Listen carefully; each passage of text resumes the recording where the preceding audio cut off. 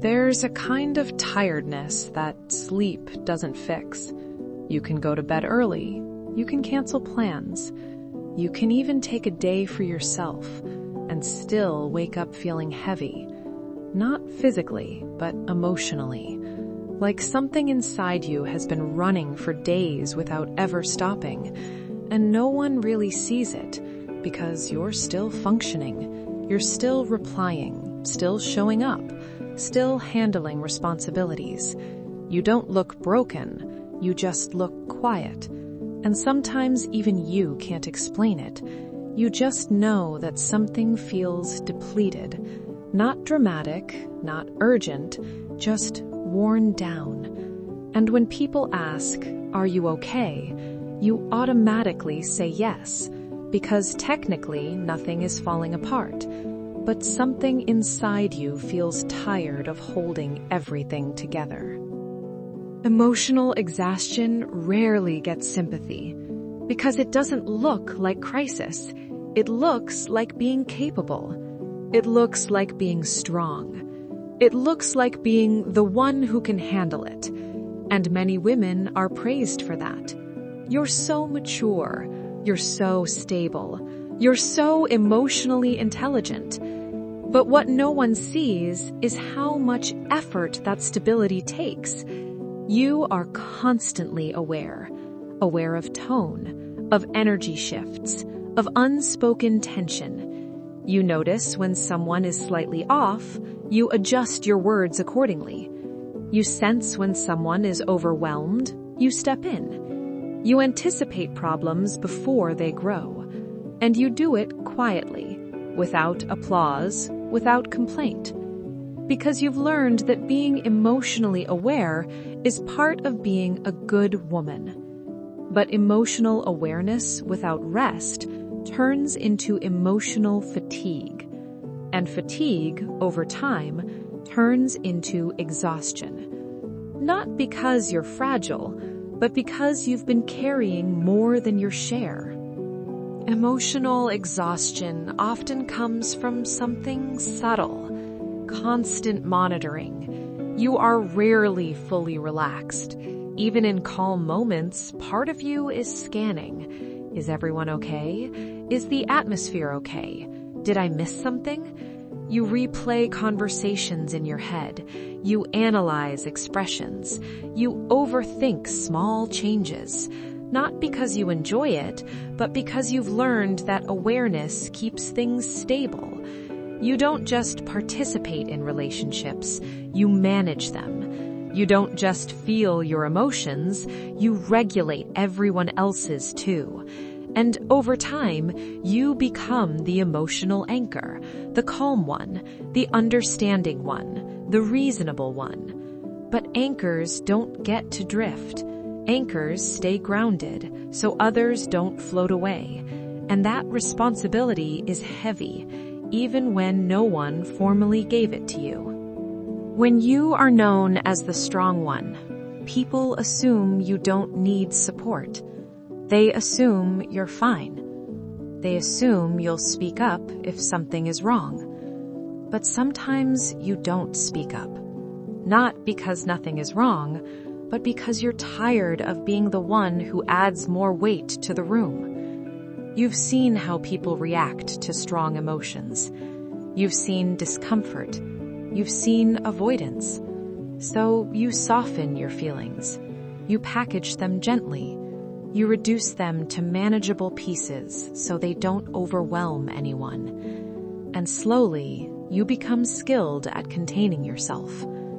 But containment is exhausting. It takes energy to shrink your reactions.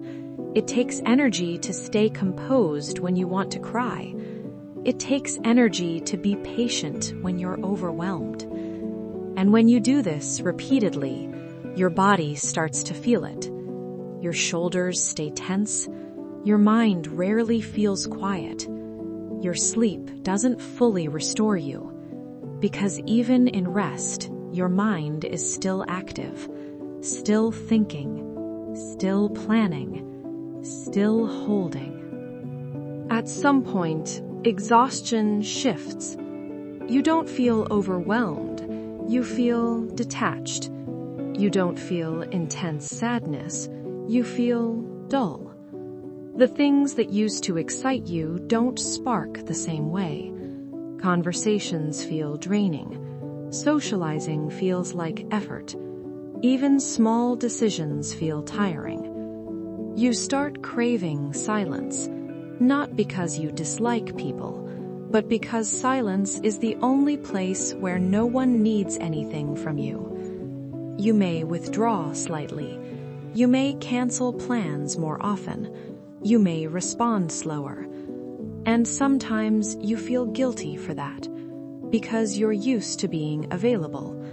But emotional exhaustion makes availability expensive. Caring becomes heavy. Listening feels like labor. Even empathy feels like effort. And that scares you, because caring is part of who you are. But the truth is, you're not losing your empathy. You're protecting what's left of your energy. Here's something important. You are not emotionally exhausted because you are too sensitive. You are emotionally exhausted because you have been strong without pause. You have been aware without rest. You have been supported without being supported enough. And no one can pour endlessly without eventually feeling empty. You were never meant to regulate every situation. You were never meant to be the emotional foundation for everyone around you. Strength is beautiful, but strength without softness toward yourself turns into pressure. And pressure, over time, turns into depletion. You are not failing at life. You are responding to overload. And overload doesn't mean you're weak. It means you need relief. Instead of asking, how do I fix this quickly? What if you asked something softer? What have I been carrying that I never put down? You don't need a dramatic reset. You don't need to disappear from your life. You might just need space. Space to not respond immediately. Space to not solve everything. Space to let someone else hold discomfort without you rushing in. You are allowed to not be the strong one all the time. You are allowed to say, I don't have the energy for that today. You are allowed to rest emotionally without earning it first. And if you are emotionally exhausted right now, please understand this. It does not mean you are broken. It means you have been carrying invisible weight, and invisible weight is still weight. You deserve moments where you are not holding everything together. You deserve relationships where you don't have to manage the emotional climate. You deserve quiet without guilt, and you deserve to exist without constantly performing strength, because you are human, and humans are not meant to be endlessly strong. They are meant to be supported too.